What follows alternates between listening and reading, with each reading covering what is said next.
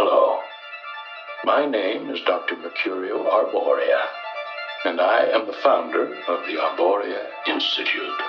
Through our unique blend of benign pharmacology, sensory therapy, and energy sculpting, we can guide you to a new, better, happier you.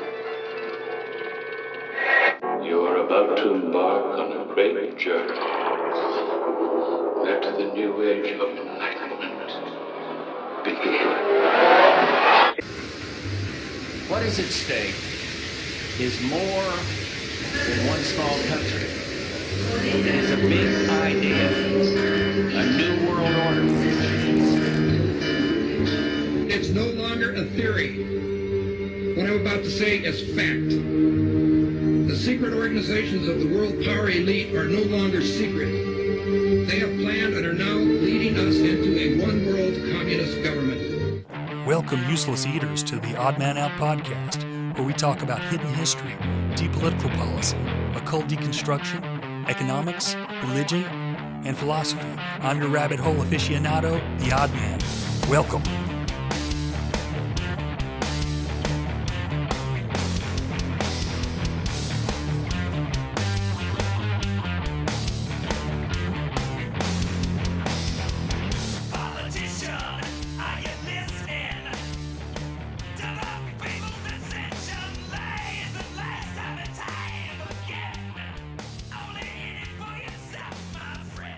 All right, guys, I appreciate you joining us.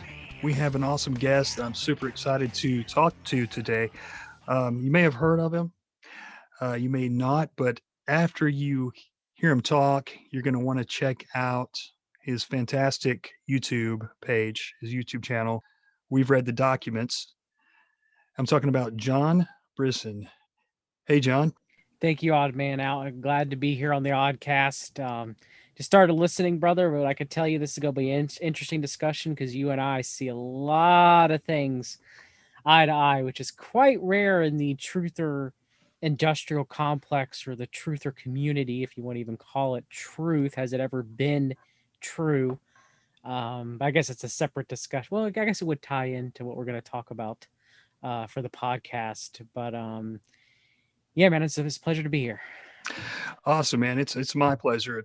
Yeah, I heard you on Jack's podcast, Conspiracy or Just a Coincidence. And I was like, man, I love what this guy's saying. And I've been saying some of these things. And just to find someone else who is a Christian and also coming kind of from the right, but not believing in all this crazy stuff that Q put out. And you're exposing I watched your show today, your episode today on one of them on Tucker Carlson and his origins.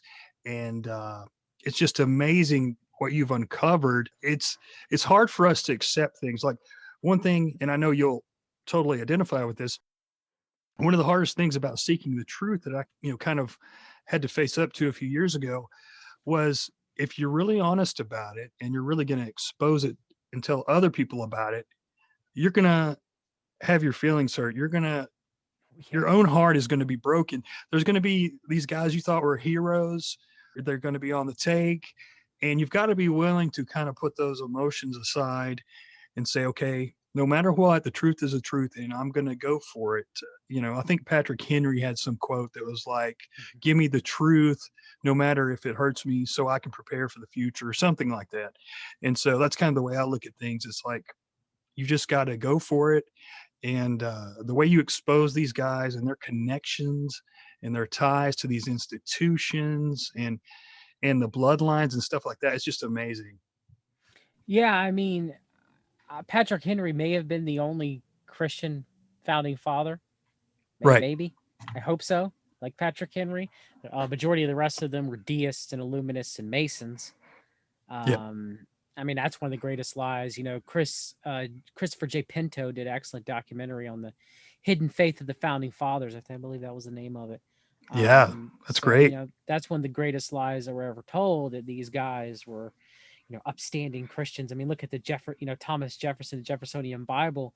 It's it's a sayings gospel of Jesus. It takes out the resurrection and the miracle and the divinity of Jesus Christ. So that's a lie just right then and there. It's my belief that the truth movement. There's been other people who've made this distinction too, whether it's probably Alexandria or E511 Ministries or On Point Preparedness, Mike. That the truth movement, you could say the original truther of the modern era is the Theosophist Alice Bailey. And if you go back and you read the writings of Alice Bailey, you will notice that it sounds very similar to what David Icke says, as far as a buck the system, buck the government. There's a grand conspiracy of the world order. They're all out to get you, sprinkled with a little bit of aliens, and it's almost identical. It's almost identical in a lot of ways. And then you start, researching. Okay, so if the truth movement came from, modern truth movement came from theosophy, then who else got entangled into it? And then you start realizing, okay, well, Scientology did. I mean, that's where we got the first Freedom of Information Act requests on the government testing us with biological agents like Operation Seafoam, where they spread the bacteria Serratia marcins on San Francisco, and some people got ill and some people died from bacterial pneumonia from it. And those first, biowarfare documents came from Scientology Freedom of Information Request Acts. Wow. So you start going, okay, so there's this weird amalgamation between theosophy and Scientology that ends up making, the modern truth movement. And anybody who's really a Christian like you and I, we kind of get pushed off to the side, man. We're kind of like, Bill Cooper, God bless him. Even he had some weird beliefs when it came to Christianity, that Satan, didn't exist, that he was an eternal creature, one driven by man, within themselves. And some other things too, like Paul, the Apostle Paul was taught by the mystery schools. But Cooper is better than most. I would say if Bill Cooper was alive today, that the conspiracy culture may be in a better place. Maybe Alex Jones wouldn't be as put forth as he is. Who knows? But I mean, where do we start, man? I mean, do you remember? I guess before we talk about the more origins of the truth movement too, as well. There's two groups. Do you remember the Albert Pike 3 World War letter? Yeah, Odd Man Out. I do. Yes. Well, that letter to Manzini, and I've done a lot of research on it, and there's been other people who've researched it too. That letter is a forgery. And it appears that letter was brought to prominence, or may have even been forged by the Canadian Naval Intelligence researcher, William Guy Carr, Pawns in the Game. Gotcha. I've heard that before. And not to, say that Albert Pike was this great man. He was a horrible racist and a Satanist and a warlock, like what Mason, like whatever you want to put on him, right? But he did that. The letter's a myth, man. It's a forgery. So. Right. Yeah. And there's so many things out there that, and sometimes I wonder if somebody puts those out there knowing that other people will know and prove that they're a forgery to make people in the truth movement and people on the right look ridiculous. There was I'm gonna flake on his name, but there was also that one famous or infamous quote by Pike about Lucifer, and there's quite a few quotes of Morals and Dogma about Lucifer, but there's one in particular, and it was something about Lucifer is God, and he equated God with Lucifer, the one and the same. But that quote was actually Leo Taxil, which was some kind of French writer. I believe he was French, if I'm not mistaken. And that wasn't even his real name. That was his pen name. And he actually came out in the media after he was a Mason, then left the lodge, had some falling out with him. So he wrote all kinds of crazy things, and eventually came out and admitted that he had written a lot of that stuff about Pike having an affair with some young girl. And it was just crazy. And the girl didn't even exist. It was crazy. It's a crazy story. But yeah, there's these stories out there, and they really kind of dilute the truth. And I wonder if certain people are putting them out there to make quote unquote truthers look ridiculous. Yeah, but there's also some truth with those, forgeries too as well, right? Whether it's the report from Iron Mountain, whether it's Silent Weapons for Quiet Wars, whether it's the Albert Pike Three World Wars letter, whether it's the Protocols of the Elder Learners of Zion. There's some truth in all of those documents, but there's a lot of misinformation too as well seeded in with them, because with propaganda, if something's 100% false, people won't they won't, they'll most of the time they'll disregard it. At least you hope so, right? So you got to at least have a certain amount of truth in there to make the medicine go down, and so all these things, are looked to as forgeries now, but that doesn't mean that everything that was in them is inaccurate just because it's forgery. Right.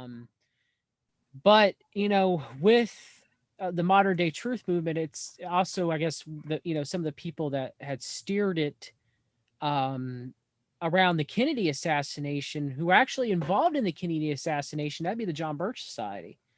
The Hunt brothers were seen down there in Dallas putting out wanted for treason posters with JFK in crosshairs, odd man out. And he it came out in the JFK release files under Trump that Officer J.D. Tippit was the head of the Dallas branch of the John Birch Society.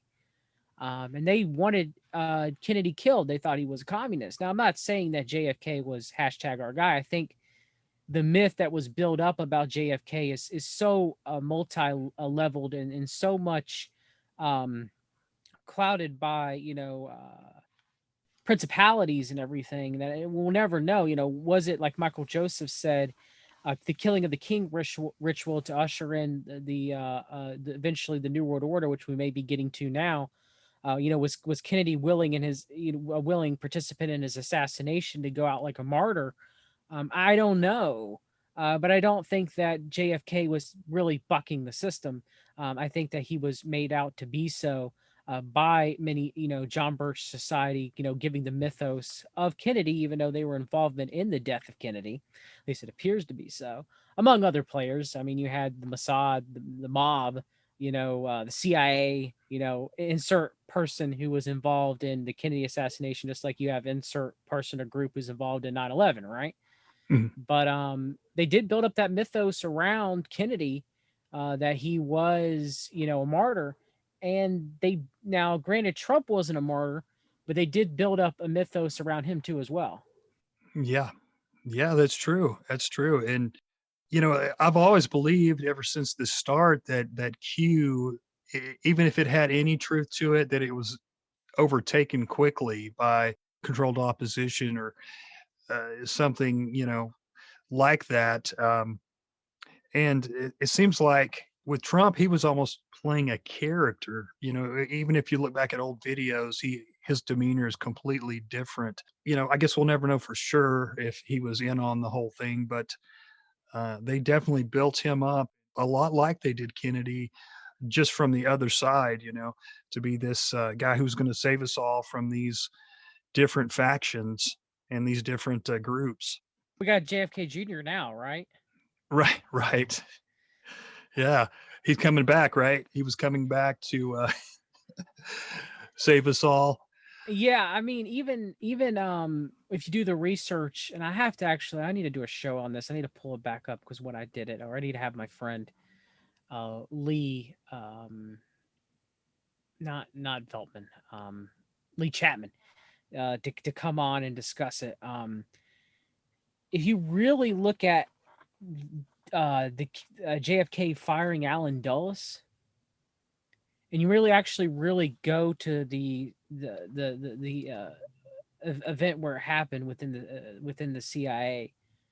Um, the interesting thing about all that is he's framed in the mythos that Kennedy fired Allen Dulles because he's a deep state swamp dweller, right? Mhm. Well, the Kennedys were really good friends with the Dulleses. Like their families, were in really good standing with one another. And so Kennedy was just upset. The mythos goes that Kennedy was upset about the Bay of Pigs debacle and how this he was going to tear the CIA into 1,000 pieces and scatter to the winds. Okay, Yeah. I think it's complete. I think it's just mythos. I think it's complete bull. Hmm. It's my belief that Dulles was quote unquote fired.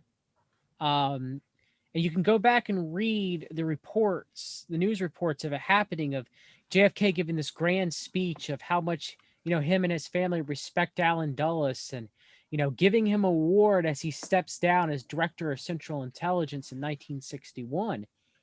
At the speech that supposedly that Dulles is leaving because JFK is upset because of the Billy Bay of Pigs incident. Is my belief that Kennedy asked Dulles to kind of save him from any type of congressional investigation for the botched Bay of Pigs. That makes total sense. Um, and I know a lot of people are going to knee jerk because they're told that Kennedy was a martyr fighting the deep state, but it's just not. It's just not true. I'm sorry, it just isn't. Right. And I know it's a very unpopular position to take, and I used to believe it. What was the gold executive order that Scientologist Jim Mars used to always bring up with? The one that was supposed to return us. Which one was it under Kennedy? I'm gonna get the exact executive order. It doesn't. Okay, executive order 11,110. So if you read it, it's supposed to kind of the way Mars was saying it was that it was supposed to maintain pretty much the money being backed by a gold and silver standard. But if you read the executive order, like if you read the entire thing, that's not what it is. Um, it was to phase out one's ability to turn in their notes for silver. Oh, interesting. Okay.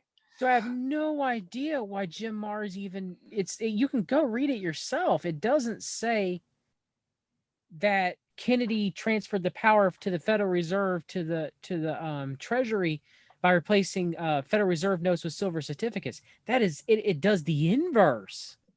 So I don't know why he said that. It doesn't strengthen the Treasury. So I don't know. There's a couple other things with Kennedy.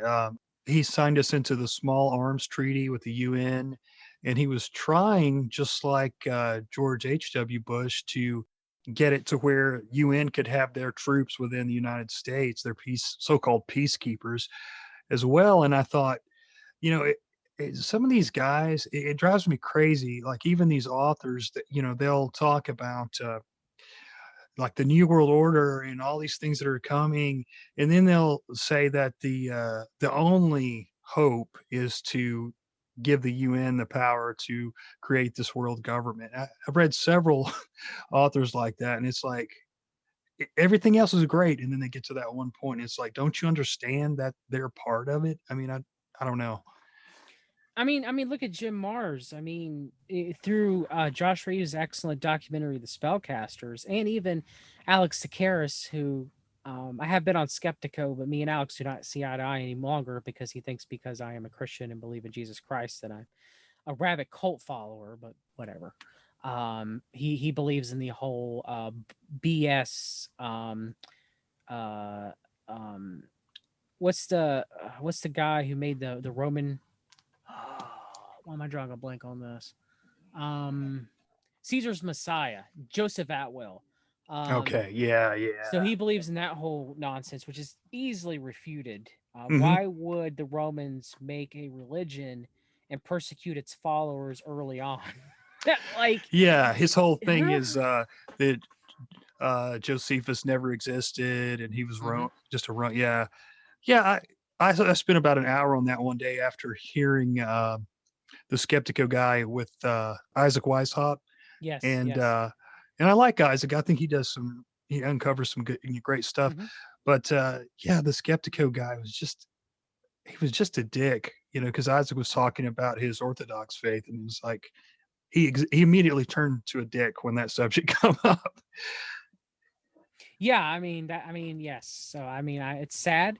Alex seemed like he was a good, a decent guy, but he believes in Christ consciousness, and Mhm. even in my last interview with him, I tried to say, "Why are you calling satanic ritual abuse when you don't even believe in Satan?" Yeah, good points. Uh, but so yes, so if you go read Executive Order 11,110, it allowed eventually, it was President Kennedy's plan all along to eliminate silver certificates and use Federal Reserve notes, meaning that you could not exchange your money for silver. So Jim Mars completely lied about it. But I guess to go back to Scientology is Jim Mars won awards by the mental health. What was it? The mental health Scientology front group. Um, the Citizens Commission on Human Rights. So Mars won multiple awards by them and actually spoke about him not having an issue with Scientology. And of course, he'd later be the spokesperson for the relaunch of Battlefield Earth, even going on Jeff Rense's program and shilling for Battlefield Earth of how great a science fiction novel it is. Um, and other people who won, Citizens Commissions for Human Rights awards include Mike Adams, who I've done 2 videos on my channel showing that Mike Adams is very likely a Scientologist. Alex Jones, George Norrie, who I call George Snorri from Coast to Coast AM. So none of these people have any issues of accepting awards from Scientologists when it literally takes 2 seconds to Google the Citizen Commission on Human Rights. And even back then, when they won the awards in the early 2000s, it still popped up. I've done internet way back searches for it. But they just didn't care. Odd man. Didn't care. Didn't Yeah. care.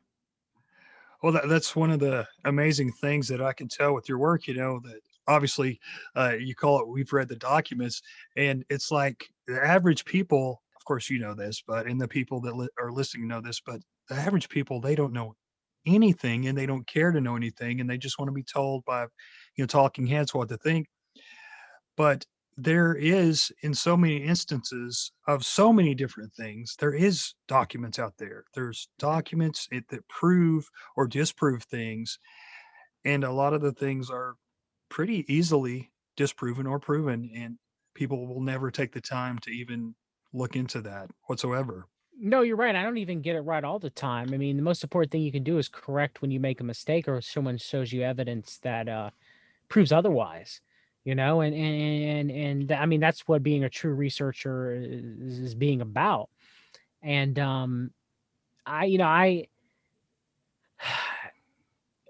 we're so, like I used to. I mean, I own all of Jim Mars's books. I Hmm. used to really look up to him as a researcher. I thought he was a great guy, but Yeah. I mean, when cornered about being a Scientologist on Skeptico, he kind of danced and jerked around it, and then eventually was kind of like, he kind of said no, but it was a soft no. It wasn't like, because if someone would be like, "Hey, John, are you a Scientologist?" Be like, "No, Right. Scientology is abhorrent." L. Ron Hubbard, I mean, for lack of a better words, was a blasphemer and a Satanist. You know, Hmm. with Jack Parsons trying to do Babylon working. So Right. I mean, it wouldn't be, I'm not going to defend L. Ron Hubbard and Scientology. Like, I just won't do it. you Right. know? So, I mean, supposedly too, Mars's books are approved on the Scientology reading list. Wow. So again,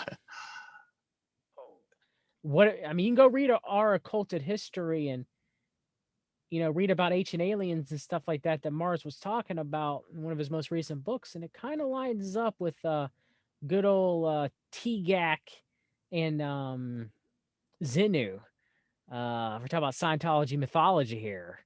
So I mean, it's just, I don't know, man. Like, are there any heroes like in the truther bit? Like, is there Right. anyone?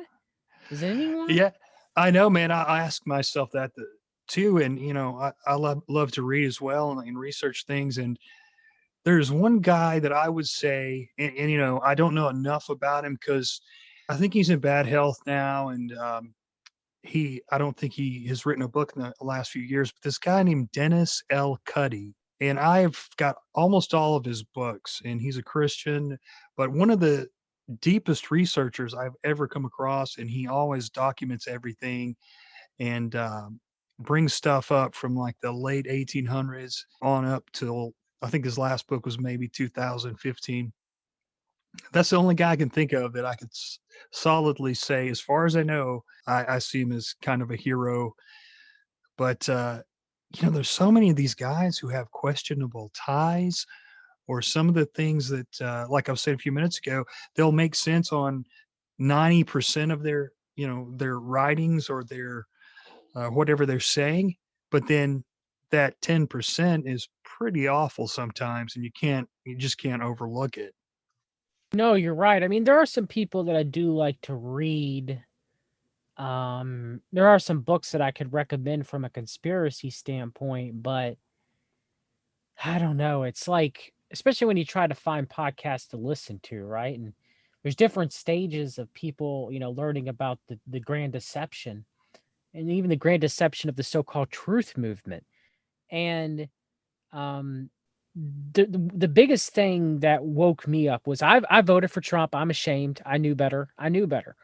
Um but I fell for the Cambridge Analytica psychological warfare, and also the spiritual chaos magic. It was the spiritual warfare chaos magic. I was on 4chan at the time, and I was a Gnostic Christian at the time too. And oh boy, I asked, I pray to God frequently to repent for how stupid I was.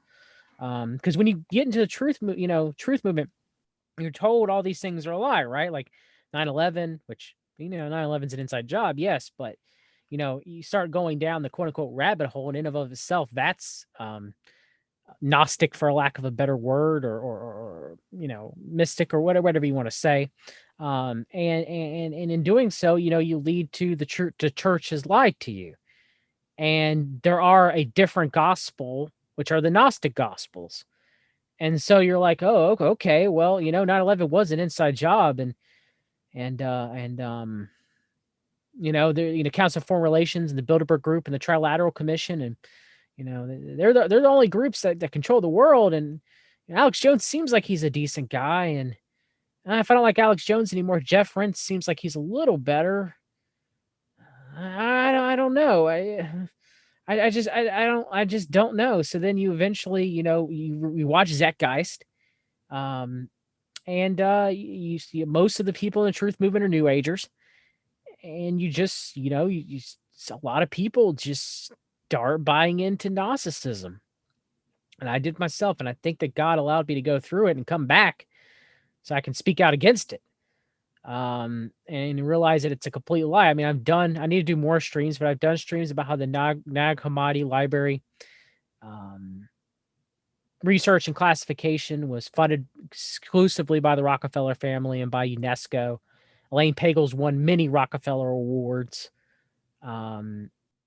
It's not as, as it's all made out to be.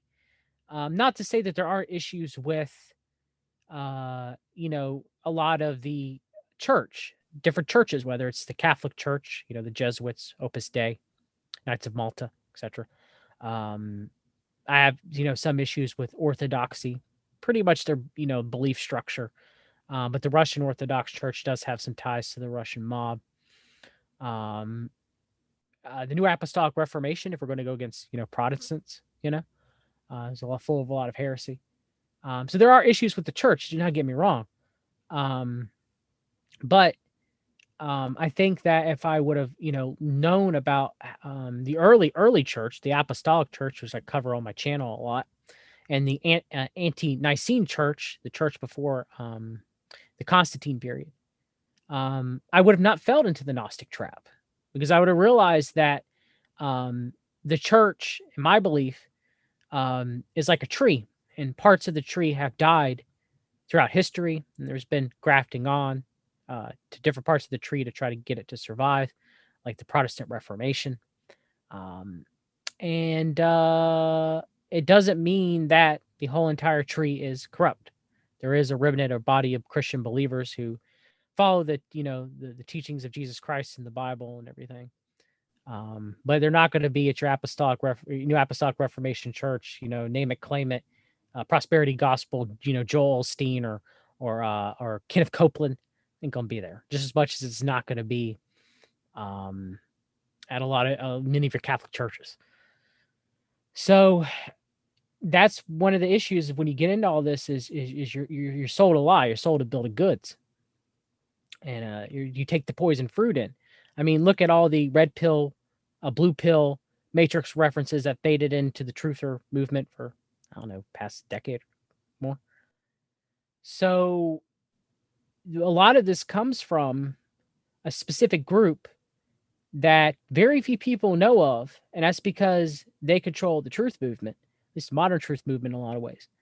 And that's, I mentioned earlier the John Birch Society, which is the predecessor to this group, which is the Council for National Policy. Yeah. So besides you, the only other researcher I've ever heard mention the Council for National Policy is Monica Perez. She does propaganda report. And, I unfortunately am pretty ignorant on them as well. And I think that I've been doing a deep dive on your videos and trying to refresh or trying to just learn all about them and their connections and who's involved and what they've done and the big events they've been involved in. And I think that's fascinating because they've managed to really kind of fly under the radar for the most part.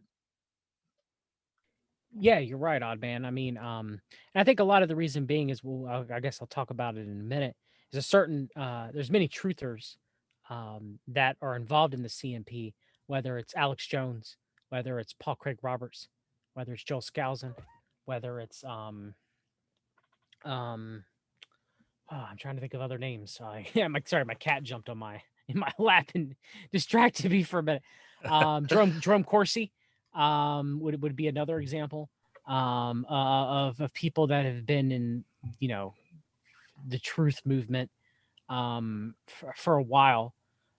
So because of that, you're not going to talk about the CNP. It's like the Fight Club. It's like Fight Club, right? And also Dr. Stanley Monteith. I even forgot about Stanley Monteith too. Oh man, that one hurts. Yep, I'm sorry. He's a long-term John Birch Society member. I mean, he even produces radio show Radio Liberty, which has ties to,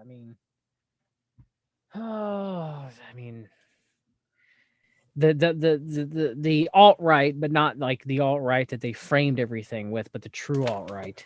Yeah. Where, the Regnery family and America First and everything, and where America First really came from. True Nazism, for a lack of a better term.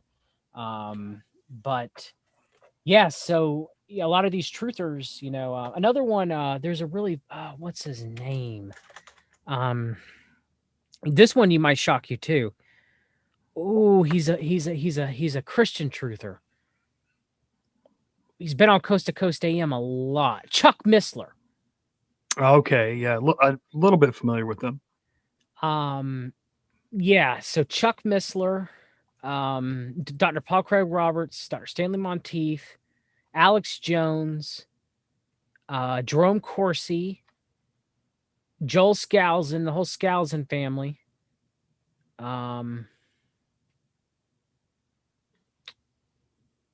I'm pretty sure Red Ice Radio, when Heinrich Pomegranate turned, that was funded by the Regneries. There's some good research on that.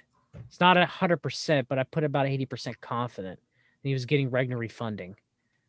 I listened or I watched your the one you did on the Pauls today too, and that one I have to say hurt as well. But the way I look at it, so Ron Paul, I caught the tail end of the Ron Paul movement, and the way I explain to people, because when I started coming out early on and saying you guys shouldn't be trusting Trump, this was when he was first running before the elections. I was trying to tell my friends, my conservative friends, hey, how can you trust him? He's got these ties to Soros and he's got these other ties to these guys.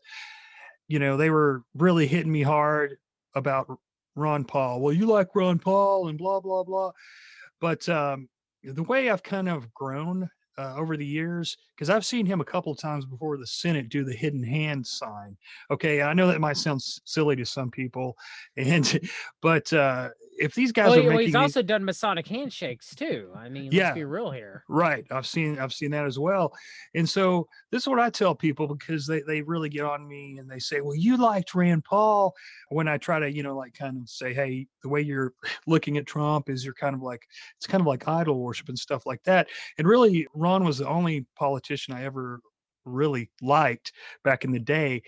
But what I tell him now, I liked Ron Paul too, Odd Man. I did too. The way I look at it is he probably full well on the take, and Rand as well. I kind of feel like Rand's just there to be the kind of naysayer. I'm a libertarian. I'm your token libertarian over here. But anyway, it was the things that he said. It wasn't who he was, and it wasn't his like the way he talked to the the opposition, and it wasn't his personality at all. It was those things that he said a lot of that people identified with, because some of those things were pretty solid.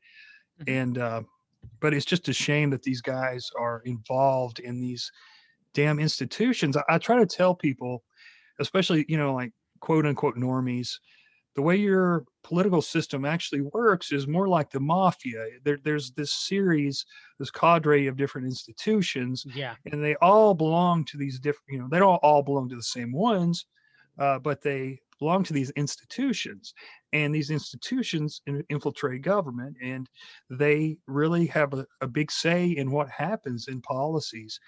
And it looks more like the mafia than this so-called democracy or representative government. Yeah, you're right. I mean, that's what the CMP. I mean, I have my friend Billy Ray Valentine. Shout out to Billy from the Infinite Fringe.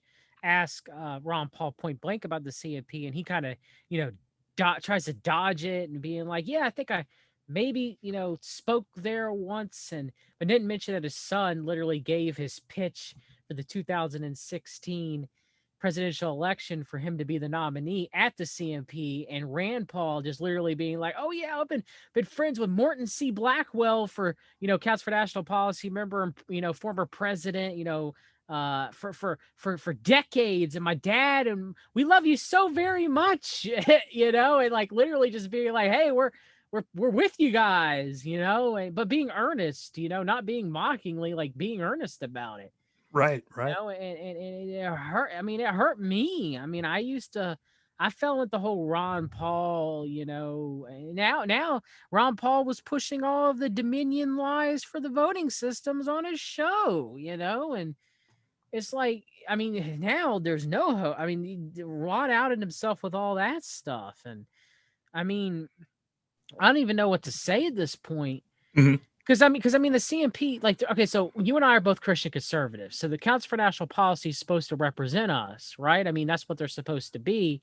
Yeah. They're supposed to be a group, antithesis to the Council on Foreign Relations, antithesis to globalism. They're supposed to be kind of like a nationalist Christian conservative group.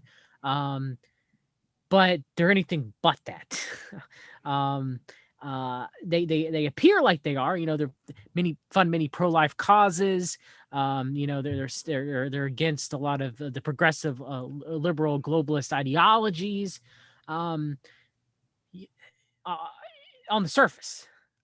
Just like the CFR, you could make the argue on the surface are for progressive liberal globalist ideals. And you and I may disagree that from those from an ideological standpoint, but there are many people who align with those views, as misguided as we believe that they may be, you know. Yeah. So, I mean, the front of the CNP's membership directory, they have economic freedom, Judeo-Christian values, and strong national defense. Hmm. Now, economic freedom's a problem because are they talking about free trade or are they talking about fair trade? Yeah. Because we can abolish income tax and go back to tariffs. I'm perfectly fine with that. Yeah, absolutely. Yeah, a lot of times I've noticed most of the time when conservatives and even some libertarians, and of course Democrats too, when they say free trade, they're talking actually about protectionism. You know, Yeah. that cronyism. That's what they're talking about, and maybe some don't even realize that's what they're talking about. But yeah, I totally agree. I'm sorry, I didn't mean to interrupt. No. And then of course Judeo-Christian values, and it's like, well, yeah, I mean, as a Christian, we look towards the Old Testament, obviously. You know, is you know, the same God. You know, I'm not. There's no, but day off. You know, demiurge. You know, different God, right? That I used to believe in Gnosticism, but just to frame it as such, you know, Judeo-Christian values. Why don't you just say Christian values? You know, I mean, I guess I could be nitpicking there. No, not at all. And then strong national defense. Well, does that mean feeding the military industrial complex? I'm not for that. Mhm.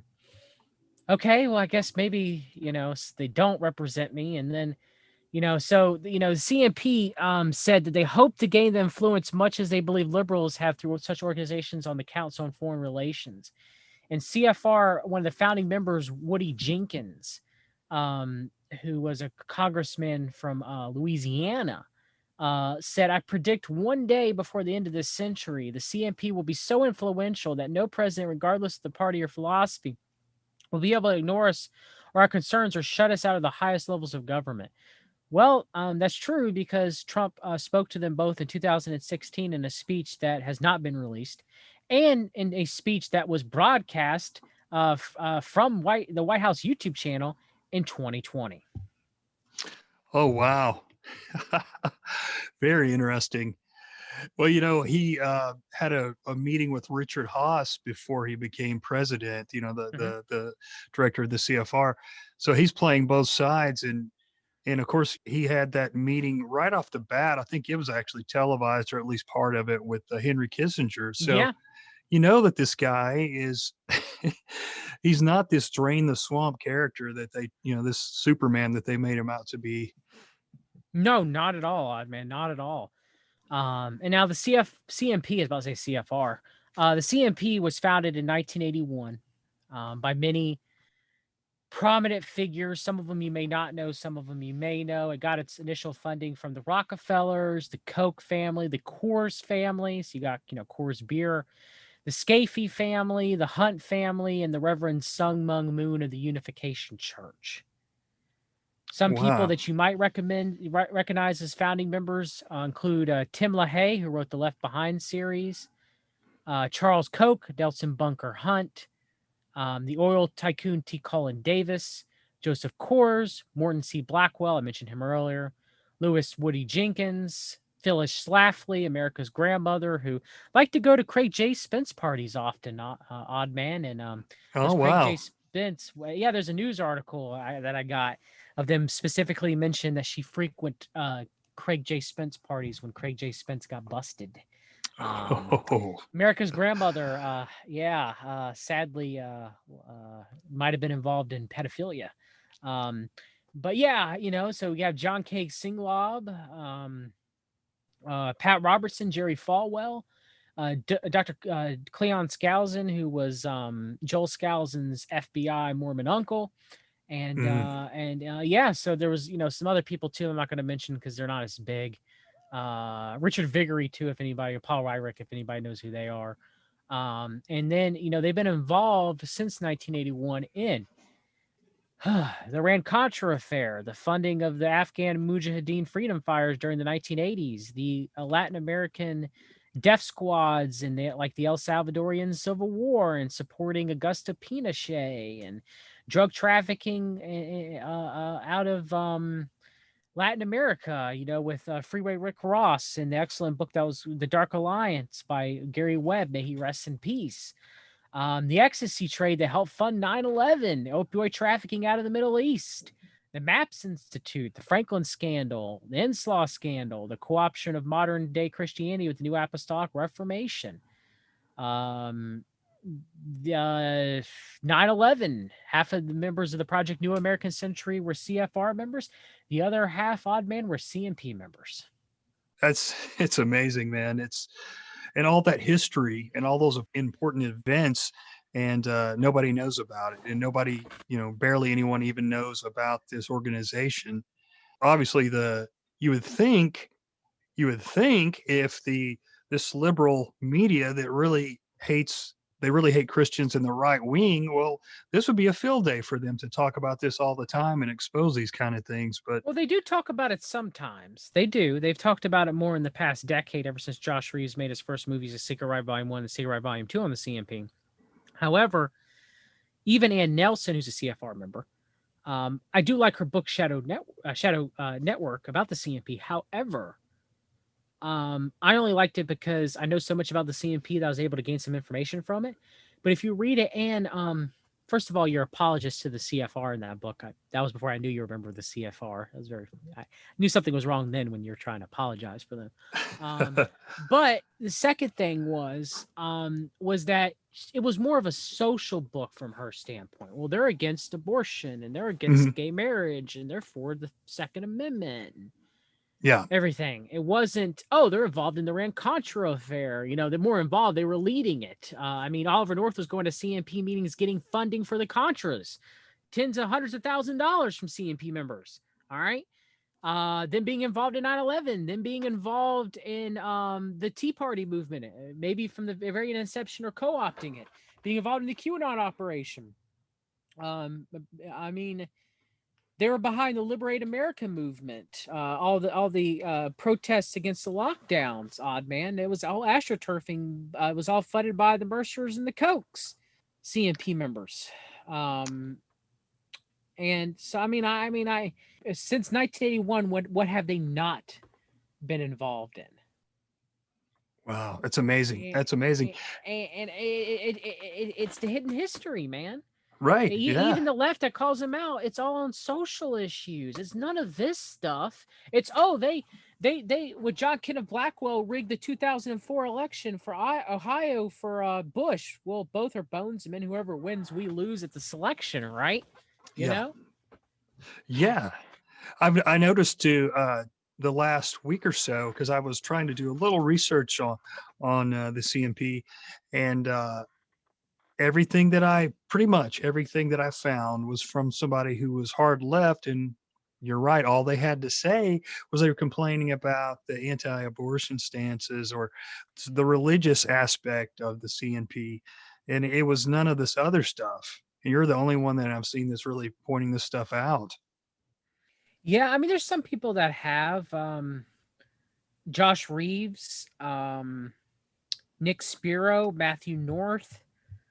There've been a few, but most, again, if you Google the CMP, what comes out? The first, one of the first entries is Southern Poverty Law Center, Yeah. So it's all the social stuff. None of it is, Reagan was getting, was either briefed or went to at least 5 CMP meetings while he was president, and may have been receiving Iran-Contra briefings from Oliver North's speeches from the CMP.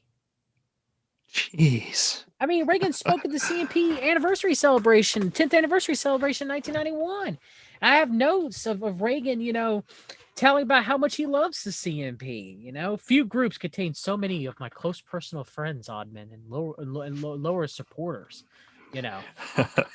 It's ridiculous. It's all, the MAPS Institute and the pushing of ecstasy and drugs and everything, and Joe Rogan pushing MAPS and everything. And then you find out, well, wait a minute, MAPS has funding from the Rockefellers, and Well, the Rockefellers also funded the CMP because they fund both sides, and it's just I don't know, man. Like you would think that conservatives would be against drugs, right? Well, they're not. So Right. But they are for the prison industrial complex and mhm. the court system and the militarization of police. And even though, it's like, I live here in the South, and of course they're for all those things because they think that means patriotism, but Yeah, they don't understand how everything really works, and they're really feeding into the system. And it's like, it really kills me because they're against the welfare state, but they don't understand that the warfare state and these other things are just another part of that. And it's just feeding the beast, so to speak. yeah. I'm from the South too, born and raised North Carolina. And I you're right, man. Like I Okay, so get this. I did some research with my friend Lee Veltman. He's an excellent researcher into the troubled teen industry. We uncovered that for-profit prisons started from the CMP. It started from Jack Eckert, who owned Eckert drugstores, and he Oh, owned wow. a whole bunch of wilderness camps. Eckert did, and he got together with the Heritage Foundation, which is an offshoot of the CMP, pretty much, to begin for-profit prisons in Florida. Amazing. So the Wow, man. CMP's behind the initial for-profit prisons. Jeez. It's like the tentacles that just reach out across all these different events and these different situations. And But it's again, you never hear amazing. the leftists talk about that, man. You think they would, right? Right. You expect Yeah. the left to do anything, you think they'd be like, and look, I'm against for-profit prisons. All right. Mhm. They're who boy. Um they're they're I, I'm not some bleeding heart liberal who thinks that, prisoners should get, the most real rehabilitation rights, Yeah. like in Europe. Okay. But nonetheless, the for-profit prisons are like the worst of living conditions. All right. Like America Yeah. has per capita one of the highest prison rates in the world. Okay. We have the illusion of freedom, but we ain't free. Okay. Right. So I mean, it's a problem, So I mean, yeah, the Noetic Sciences Institute, just from a Christian standpoint, you ever come across the Noetic Sciences Institute? I have not. Okay, so the Institute of Noetic Sciences is an American nonprofit parapsychological research institute. Is co-founded by former astronaut Edgar Mitchell and investor Paul Nathaniel Temple Jr. in 1973. So the Institute of Noetic Sciences received significant funding from the Templeton Group, whose founder, John Templeton, who was once president of the Council for National Policy. The Templeton Group has also funded the Cato Institute, Freedom's Watch, American Enterprise Institute, the Atlas Economic Research Foundation, the Manhattan Institute, the McLaughlin Group Show, Milton Friedman, and Walter E. Williams. Paul Nathaniel Temple Jr. helped fund the Fellowship Foundation, the family, and was a core member of the fellowship. So now you have these, with Temple Jr. and Templeton, two people who are supposed to be conservative Christians, funding an institute whose current projects, and even back then, it kind of followed this new age woo-woo parapsychological research stuff. But currently they're trying to import your people's 23andMe genetic data to determine if they have psychic genes, which are called psi genes. They're promoting new ageism and mental health potentiality, virtual reality experiments, meditation studies, psychic performance, remote viewing, meditation retreats, consciousness studies to see if it can affect health's physical matter, using social media data to predict future events with artificial intelligence, Cambridge Analytica, and the infamous Global Consciousness Project. Ooh, that sounds very creepy. So that's funded by the CMP. It's just, And it's amazing too, because like some of these things do not sound like anything a real conservative would even touch or be interested in, for that matter. So it makes you wonder, man, because like, like I said, with a lot of the left and their information regarding the CMP, it's all about these, because they're Christians basically, and some of the Christian stances that they've taken. But it's obvious to me, just from what little I know, that they're Christian in name only, like so many of these politicians, Yes. and they're just using that. Like if this nation was, majority Hindu, then they would be Hindu. I mean, Yeah. it's just for convenience sake. No, you're right, I mean, and also since a lot of people forget, most of these groups are heavily compartmentalized. Okay, so just like the CFR, you probably have members of the Council of Foreign Relations who have no idea what the elite in the Council of Foreign Relations do. Okay, they're just there because they're progressive minded and it's a think tank. They can be around like-minded people. All right, it's the same with the CMP. Not everybody who joins the CMP is part of some these nefarious plans. Okay, however, there are certain people like Colonel Oliver North and Ronald Reagan and the Bushes and the Hunt family and the Kochs and the DeVosses and Eric Prince and the list goes on and on and on, right? Yeah, Now they definitely know what's going on. have to. Absolutely. There's And no way around it. And again, like I mentioned, the CMP got some of its initial funding from the heretic, the Reverend Sung Myung Moon from the Unification Church, who he was also the Moonies founded the Washington Times newspaper. But there are many connections within the CMP with the Moonies, of Tim LaHaye taking $500,000 from the Moonies to help start the CMP. Jerry Falwell taking Moon money to bail out Liberty University so it doesn't go under. So pretty much the Reverend Sung Myung Moon owned Liberty University at one time. These guys are Christians, right? They would never get with a guy who claimed that Jesus Christ failed his mission on the cross and that he was going to finish his mission. Oh, they would never do that, Odd Man. Never, ever, ever. No, because they've got integrity. It's wow, man. It's what a tangled web. It's crazy, man. Like when I started researching this, I had no idea how deep all this information goes. I mean, you mentioned Tucker Carlson. I mean, the Daily Caller was started by Tucker Carlson, but was also started by a guy named Neil Patel. And Neil Patel, who's a Jesuit, he was Jesuit trained at Georgetown University. He was chief policy advisor for Dick Cheney. And the Daily Caller got the seed money, the funding money from Council for National Policy former president and millionaire Foster Freeze. Now, Foster Freeze also funds Charlie Kirk and Turning Point USA. Ah. So it just never ends. Like Tucker, anybody go watch my series on Tucker. It's too much for me to break down here. We'll be here for a while, but if anybody thinks Tucker Carlson's hashtag our guy, I'm sorry. He is not. It is a facade. Tucker might say some things that tickle our ears, even my ears. That's a silver forked tongue coming out of that man's mouth. Yeah, people have got to start doing research on these figureheads and these politicians and talking heads, because they have no idea who these people really are. You would think, and I pray that it will happen, but I have my doubts that people after this whole Trump thing will start to think, well, hey, maybe I need to stop falling for these, the hidden hand, the silver tongue of these leaders and these talking heads, and stop listening to people just because they are saying a few things that I want to hear, because that's what every politician does. And of course, the talking heads, the people in the media are going to tell you what you want to hear to keep you tuning in. But who are these people really? What are their roots?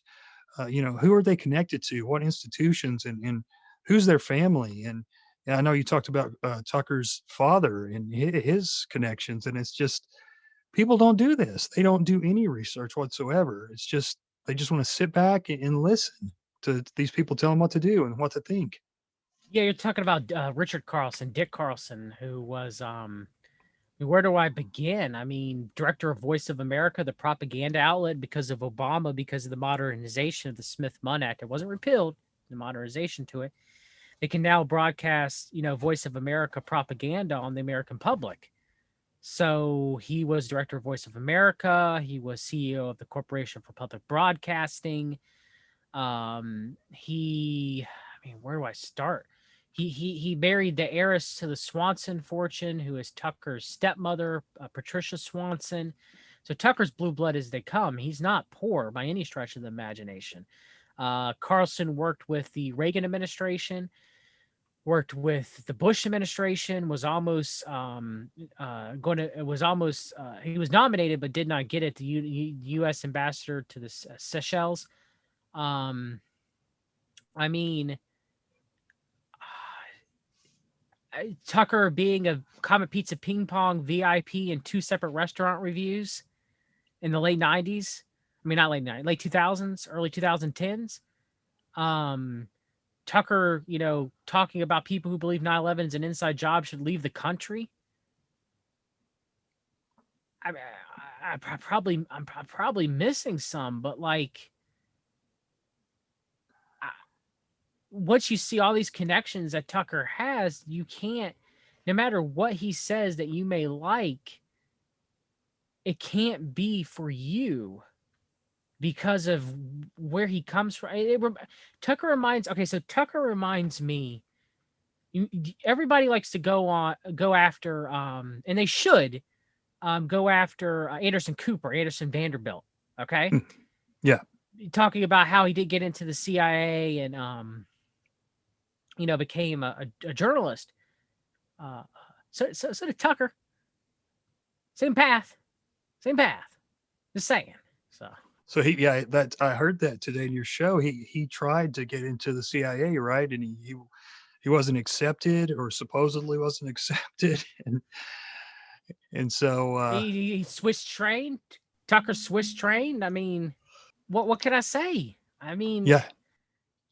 People need to think about this. They don't put these people in front of millions of people, to influence millions of people for no reason whatsoever. You don't get to that level. These people are chosen, are handpicked, or vetted, and they know that they're going to be, it's like personnel is policy. They're going to say the things that they need to say because they think the same ways as the establishment wants them to think. And they might say a few things to catch your eye, but you better watch out for those other things that they're saying that you're not really paying attention to so much, because they may be suckering you.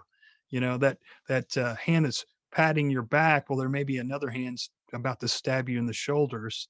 So it's, unfortunately, that's just the way things work. And we don't want to, we're always looking for these leaders and these people to tell us what to think and make us feel good. We just want people to kind of tell us what we already believe. Yeah, you're right. And I'm hearing rumors that Tucker Carlson might run for president in 2024. Well, I can see that. I kind of think I want to get your take also on Tulsi Gabbard. I kind of feel like she's being groomed for something. Mm-hmm. Mm-hmm. I know she was a CFR member. I think they've taken her off. Yeah, they've taken her off now, but like World Economic Forum, now I want to say junior participant, but it was like some leaders award that even Ivanka Trump had on our whitehouse.gov, as she won it in 2016, but no one cared, because trust the plan. Yeah, man, people need to think about, why are these people kind of being built up, because a lot of people have said some of the things that she said and haven't got hardly any attention. And of course, she is female and she's attractive and everything. So that's probably got a little bit to do with it. But still, this has happened with all kinds of guys, like people that they've picked to kind of groom to run for a higher office, of course. And I'm thinking about the guy that, I forget his last. Oh, John Edwards, the guy that ran with Kerry, and he was chosen at basically announced he was running as VP at the Bilderberg meeting that year. These guys, they choose them for a reason, because they have aims for them, of course, because they know they'll do what they want them to do. Here we go. It's 2015, Odd Man. World Economic Forum. I'm honored to be selected as 2015's Young Global Leader Voices, represented Hawaii among leaders from around the world. So that sounds like, wow, CFR and the World Economic Forum. Wow. You don't get much Yeah. bigger than those two groups. No, I mean her dad, Mike Gabbard, got funding from Foster Freeze. Was probably within that CMP nexus. Took money from the Reverend Sung Mung Moon, the Unification Church, to build schools in Hawaii. I mean, they probably played both sides. Tulsi's not our gal. If anybody thinks that Tulsi Gabbard's for us, they've been duped. She's just Yeah. another Rand Paul, Ron Paul. I'm a populist, but I'm coming from the Democratic side, and I'm anti-war. And even though some of my biggest funders are Lockheed Martin and Boeing for my 2016 presidential election, but it's okay, guys. Don't worry. You know. Wow. Isn't that how it goes, man? That's one of the another amazing thing that I've kind of found is like, because I've looked into the CFR quite a bit. And I've done several shows on them, and I know they're kind of well known in the conspiracy world, but like average people still don't even know who they are. It's like, how do you not know who this group is when they don't even really try to hide it anymore, and haven't for years. But their kind of motto is world peace and sovereignty and disarmament, or the end of sovereignty and disarmament. Yet, if you really look at Foreign Affairs, their magazine, and a lot of the writings and the things that they push in their articles, they're for war. They support a lot of these wars. So the only thing I can understand and think is they are for this world peace, but they mean to push this world destabilization and these horrible wars until everybody's miserable enough to accept globalism.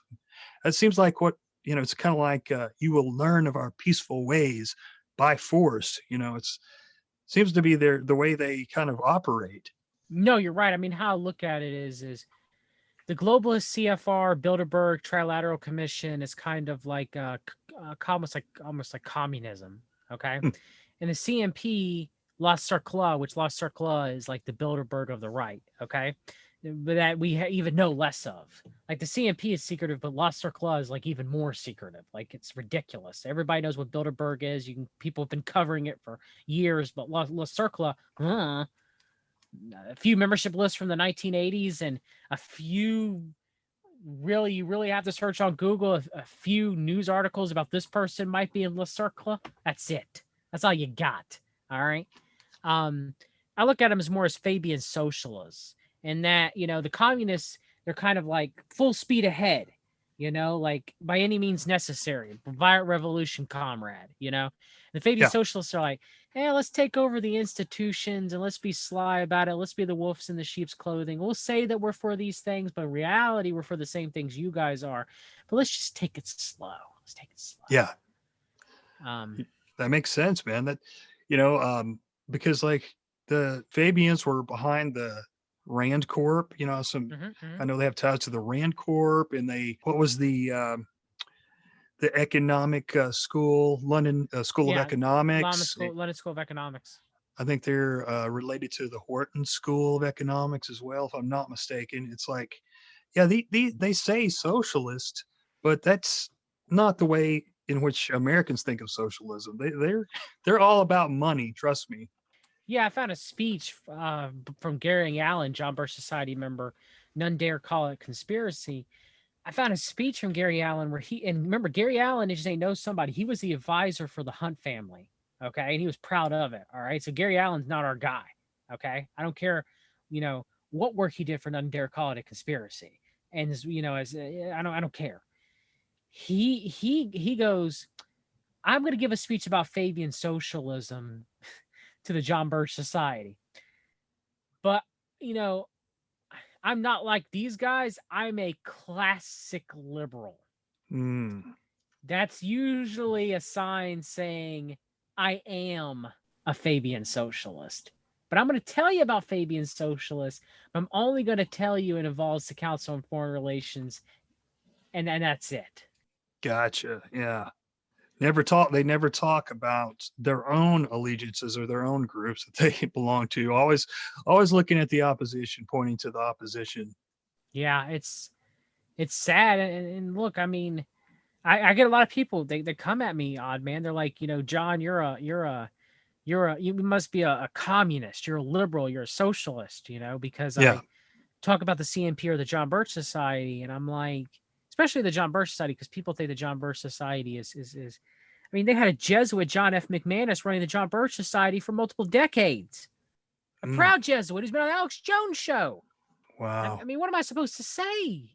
Yeah. Odd man. I mean, Well, yeah. And it's like people start to feel like that you're just preaching nihilism when you point out all these guys and their flaws and their connections. But the way I kind of look at it is, unfortunately, we're all flawed. We're all sinners. We're all flawed.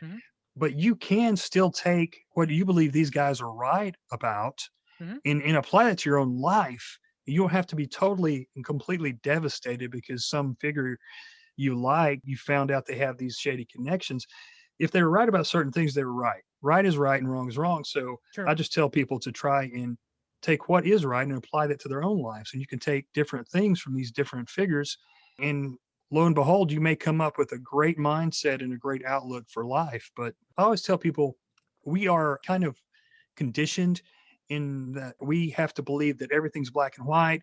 And from the time we watch cartoons, it's like Batman and the Joker, one good, one evil. But life in real people and real leaders are not exactly like that. A lot of them have some good points and some bad points, and some are better than others, some are worse than others. But you're not going to find, like, we glom onto one guy, especially presidents, and be like, oh, he's our guy and he's right about everything.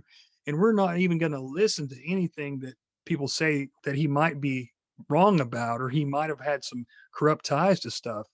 No, so unfortunately, that's like one of those things that we just do as humans. I don't know, man. I have people that I like that may be a part of it, like David Knight. He's almost there. He's almost talking about the CMP. You're almost there, David. Just contact me, man. You're almost there. I've heard you call out the Heritage Foundation. You're almost there, David. You're almost there. Yeah. And I have people that I listen to that still not 100% on, and I have people that I listen to that I am 100% on. Yeah. And I listen to David Knight, and I take the good, and I throw away the things that I disagree with them, which are rare. Right. I can't listen to Alex Jones anymore. I want to put my fist through a wall. Which Yeah. I know, slow to anger, quick to listen. I understand that, as Apostle James said, but still, nonetheless, I still want to put my fist through a wall when I listen to Alex Jones. Just because of the level of deception that man has done to the United States, to the truth movement. He's a traitor, in my opinion. Alex Jones is 100%. I agree. CMP bought and sold. The whole QAnon operation with Michael Flynn and Stanley McChrystal and Jerome Corsi and Robert David Steele and Thomas Schoenberger and I'm trying to think if there's anybody out there that was high up. If I'm missing, so Ezra Cohen Watnick. It's it's disheartening, and it is. It really is. It's kind of like those guys, and Alex Jones is one of the worst, because that guy does know a lot, and he could have used all that knowledge for good, and it's terrible that he's went the way he has. But people, I feel like those guys in the Q movement has really set back conservatism and even libertarianism to a degree. And I think they killed it, right? Yeah. They called it Trump. It's dead. And I was saying almost all along too that I almost felt like with all so many conservative Christians talking about Trump and he's our man and he's our savior and he's been sent by God and all this stuff. And I was like looking at the people, his advisors, and I'm looking at Paula White. I think her name was Paula White. Yeah, Paula White, the New Apostolic Reformation thought form leader. A big-breasted blonde. Of all the people he could have chosen, and I know there was this one picture where she's starting to sit down in a chair and he's behind her scooting the chair. And obviously he's looking at her, her butt. And I'm just like, this guy is he's not helping Christians. He's destroying Christians, because when non-believers see this weird, bombastic form of, well, it's not Christianity, but this guy who says he's a Christian, and just acts these certain ways. And then they see these people go to the rallies and just, and the Q stuff, and they think that's what a Christian is. That makes them want to get as far away from Christianity as possible. I kind of feel like he was almost the death knell. I mean, obviously it's not dead, but you know what I mean? Like with No, I agree. conservatism. I agree with you. Like, I mean, look at the QAnon, the blasphemy. It even took. I almost wonder. I mean, Jesus said that if it was even possible for the elect to be deceived, which I believe the remnant cannot be deceived, or at least they might be deceived for a short period of time, but they eventually come back to the flock. But I believe that the QAnon operation with the New Age and the Theosophy and the New Apostolic Reformation, there were some, true, honest, believing Christians who fell for, a lot of the heresy and the nonsense, sadly. But there comes a point in time when you have Melissa Red Pill the World writing a book about QAnon and 1,000 years of peace and taking the Christ kingdom by force, dominionism. If you're really strong in your theology as a Christian, you'd have to step back and say, wait a minute, and go, wait. Jesus Christ brings his kingdom down. Taking the Christ's kingdom by force. What are you talking about? But they're pushing stuff like that. They're pushing. I saw Facebook posts, odd man, of them literally saying that Trump losing the presidency was literally his resurrection. I mean, it's just insane. The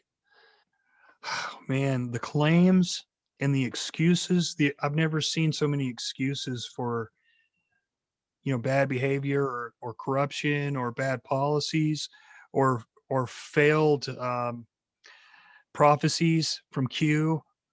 And you look at some of these people. I know some really good people fell for this stuff. Yeah, I saw friends who fell for it, and some really smart people too. And it's like, I think that no matter how smart you are, if you don't have a certain degree of skepticism or something doesn't click that tells you that things aren't right, then that emotion takes over, and because you want to believe something, then you start believing it. And obviously, I always thought too, I'd like to get your opinion on this, that Q had an element of like Cass Sunstein, I think he was like Obama's environmental czar or something like that, but he's written a bunch of books. I think he's a Yale guy, Harvard or Yale, but he writes books about kind of like anti-libertarian books and books about nudge theory and how to trick people. And he wrote even back when he worked with Obama about how the government might have to go into chat rooms and to infiltrate the chat rooms and kind of take these conspiracy theorists on a different track and things like that. And I'm like, wow, it really sounds like Q. And some of the other quotes he's got too, it's like, wow, this sounds just like the stuff that he writes about. And it sounds like a disinformation campaign, Or the Operation Trust that the Bolsheviks had done. Yeah. Convincing the Russian patriots that don't worry, the Bolsheviks were going to be overthrown any day now, while they're putting them on lists, while they're eliminating them. Very similar, I guess you could say that the QAnon believers are probably put on some lists too, right? Yeah. So, I mean, I would say that many Christians who were duped into QAnon, I do believe if their theology was a little bit more sound, and they were reading their Bibles a little bit more closely, they might start to realize that some of this stuff kind of stinks. Yeah.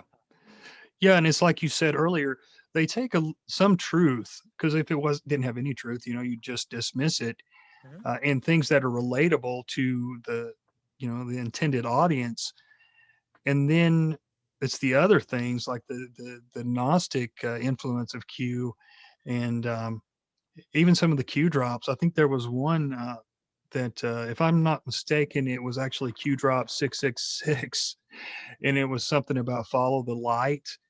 It's like, come on, guys. I mean, these are little things here, but surely you can pick up on it. And they're basically promising this utopia that, and like, I think it was in one of your videos, you said that it's basically the same thing that Alice Bailey in Theosophy promised. It was very similar to some of the things that they were saying with their brotherhood of man and all that talk about the utopia coming.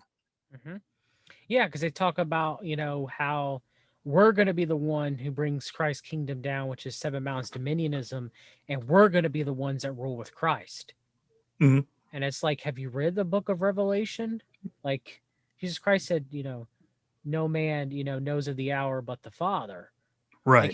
Like that sounds like sabotage Zevi, and that sounds like Sabbateanism. Mm-hmm. That you're going to try to force the Messiah Yeah. to come down. Like, really? That's what this is? I mean, but I looked up Q Drop 666, and it literally ends with follow the light. Q. It also says, still don't believe you are sheep to them. These people are evil. And then I also talked about, too, in one of my streams, the JFK Q Drop prayer. Let me read it, see if I can find it. Okay, here we go. No, maybe this isn't it. I'll have to find it, but there's a prayer that they claim the Oval Office said to JFK. But here's another Q drop real quick that would go into that, okay? Yeah. Rest in peace, Mr. President JFK. Through your wisdom and strength since your tragic death, patriots have planned, installed, and by the grace of God, activated the beam of light. We will forever remember your sacrifice. May you look down from above and continue to guide us as we ring the bell of freedom and destroy those who wish to sacrifice our children, our way of life, and our world. We, the people. Prayer said every single day in the Oval Office. JFK Secret Societies, where we go when we go all. Wow, that's very interesting. Yeah, and that was, I know you'd mentioned Billy Ray Valentine before. I heard him on, might have been on with Adam or Isaac Weishaupt, but he had, I guess Billy Ray had found some movie that had said, I forget the name of it. It was some 90s movie, and it had the line in there where we go one, we go all. Yeah, I don't remember the movie, but yeah, I know what you're talking about. Yeah. That was very interesting. I think it had 2 or 3 other hints, that things that QAnon had said in that same movie, and I was like, wait a minute, I mean, most people would never put that together, so that's pretty awesome that he was able to do that. Yeah, I'm trying to find the. Probably not gonna be able to find it because they took off qpub.map, but there was an actual prayer. I mean, let me look at Trump's, mentor, Norman Vincent Peale, the Mason, and the power of positive thinking, which is not scriptural at all. No, and then Trump saying not once but twice, doubling down on it. I don't ask God for forgiveness. I just try to make it right. Oh, you don't repent for your sins? Really? Isn't that a core tenet of Christianity? Am I missing something here? So. Yeah, early on they were asking him about, I'm sure you probably remember this, when what's your favorite Bible verse? Of some reporter. He's like, I like them all. They're all good. And I'm like, come on, man, couldn't you have pulled out like the 23rd Psalm or the Beatitudes or I don't know, something? But I don't know, it just didn't seem right. And then there was another one where he was talking about, some reporter asked him about the Bibles that had been sent to him, because apparently, people were sending him Bibles, and he was like, yeah, I put them all in this room because, they're sacred, so I put them all in this room, and it's really a beautiful thing, and it's like, man, you just had somebody take them to Goodwill or something. You didn't put those on. Yeah. Of course, I always read Paul's letter to Corinthians, I mean, I can't believe Trump said that too. It's obvious that Trump isn't a Christian. Like, he gave, the Jesuit Pope Francis a lotus flower sculpture, which means awakening in Buddhism. I We know believe that we're about to have the coming clash of the war of two evils, as Mike from On Point Preparedness would say. You know, the old world order versus the new world order. The new world order is going to come as love and light. Lucifer comes as an angel of light. He's not the red horde, red colored horned devil that we think his appearance is. mhm. And he deceives people because he gives into this humanist new world, new age love and light structure that, oh, look at all the bad stuff the old world order's done. Now, I'm not excusing the bad stuff the old world order's done. It's horrific, okay? It's abhorrent and it's against God, okay? But this new world order, it makes it look like they're better. They're not. Mhm. And they will persecute Christians.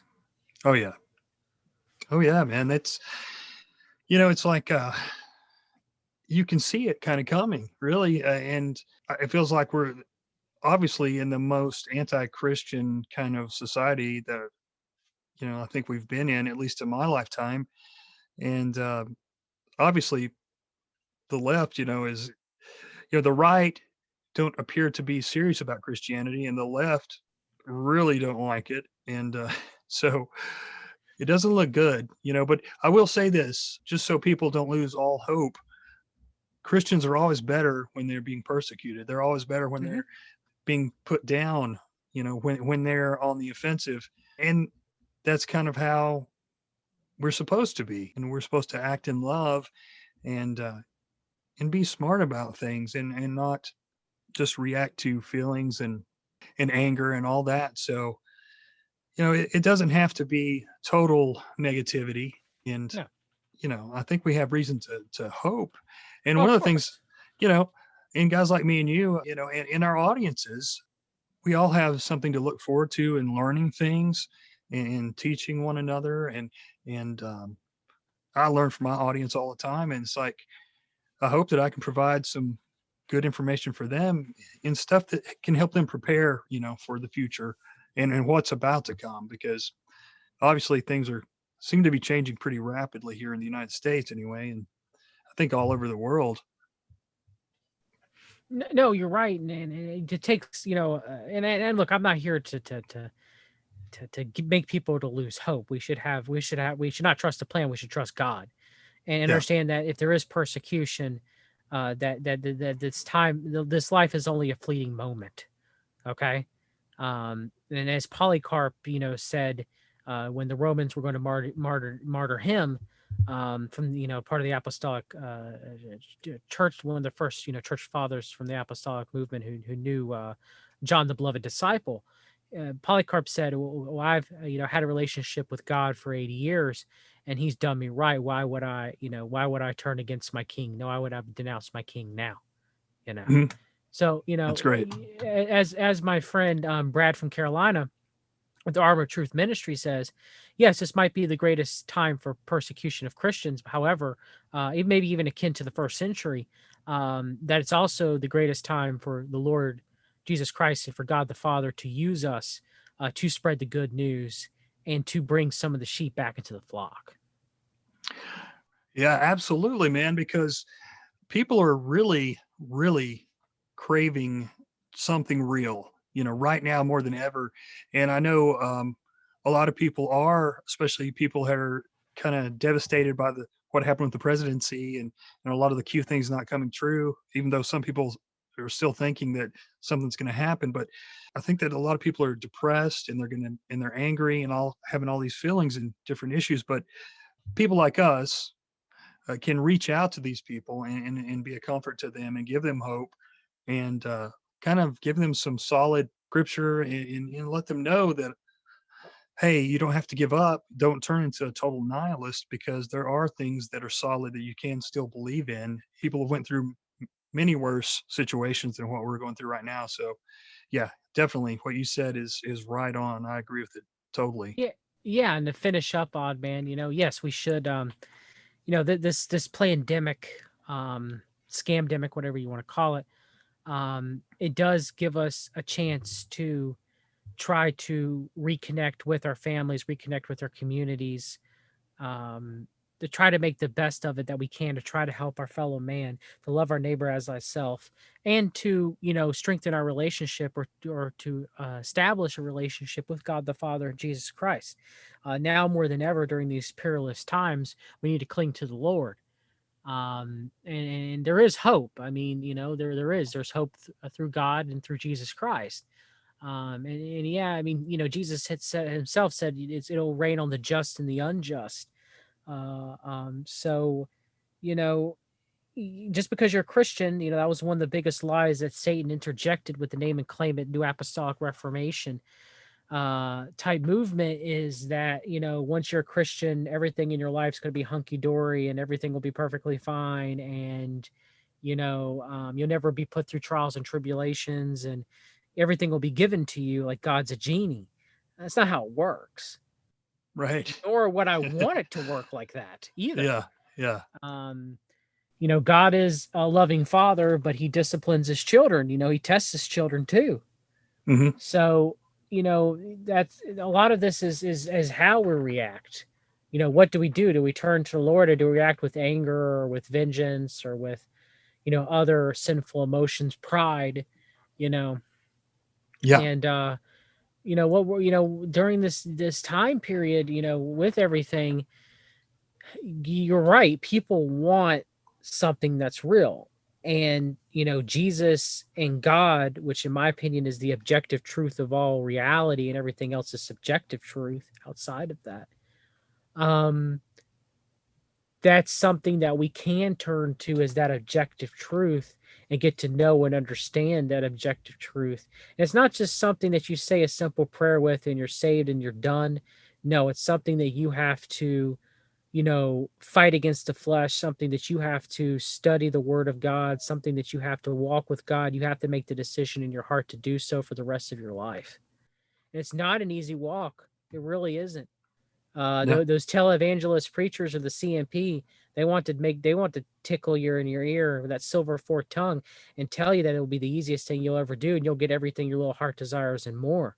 It's not the case. It's not the case. Right. However, it's not this life that we look to, odd man. It's the life to come. That's Yep. the life. So. Absolutely. Absolutely, man. Very well said. This has been awesome, man. I knew that we would, just from listening to your shows, I was like, man, I've got to talk to him because I feel like I've kind of found a brother. So this has been cool. And I hope to talk to you again very soon, man. And I mean, we could talk about all kinds of things. I was going to mention the epic times and stuff like that, but man, we'll talk again soon. But would you like to tell the people like where they can find your stuff and Yes. just any links you would like to drop? Yes, Odd Man. Thank you for having me on the Oddcast. It's been great. I'm definitely going to have you on too on my channel. We Read the Documents very soon, brother. Thank you. Thank you. But yes, you guys can find me. We've Read the Documents on YouTube. We've_read on Twitter. I'm also a naturopathic author and health coach. I run Fix Your Gut. And yes, I do it from a Christian perspective. I don't recommend meditation and healing crystals or anything like that. But I do think that the Lord gave us supplements and plants and everything to be able to heal our, that we're able to heal, receive the healing from Him. There is a difference between those natural methods than pharmakia, which is conventional Rockefeller medicine that does have some of its, uses like for diagnostic medicine or for emergency medicine, but in general does very poor with chronic health conditions and autoimmune conditions and cancer and everything. But definitely thank you for having me on, brother. Oh man, it's been an honor. And yeah, I can't wait to talk to you again. And I'd recommend everyone get over to that YouTube immediately. You guys are going to have such a good time, and get a pen and paper too, because you're going to have a lot of stuff to write down. So you do great work, man. Thank you so much. Thank you, Odd Man. All right, man. I will talk to you soon. Thank you. Wow, that was phenomenal. An hour and a half plus. John was great. I hope you enjoyed him, man. He is so intelligent. His mind's like a Rolodex of all these different things.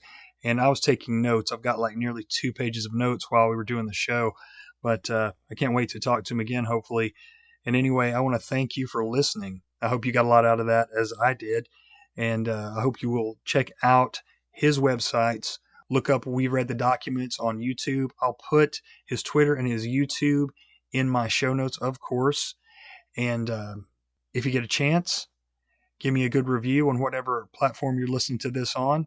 And also, please share the show. That's one way we combat the corporati, the technocracy, and all their censorship. And speaking of censorship, I started a Patreon. So if you want to check that out, and that is patreon.com/theoddmanout. I'm going to be putting extra stuff on there, videos and longer blogs and different things like that. And also, I'm going to be putting the show up there several days before it comes out on Podbean. So be sure and check that out. If you want to become a member of the exclusive Society of the Cryptic Savants, and that's what I'm calling it. I know, cheesy, right? But anyway, if you want to check that out, please do. And I've got another great podcast lined up for Sunday that's going to be really cool. I can't wait for you guys to hear that one. And so, with that being said, I'm going to say cheers and blessings. And remember, guys, their order is not our order. See ya.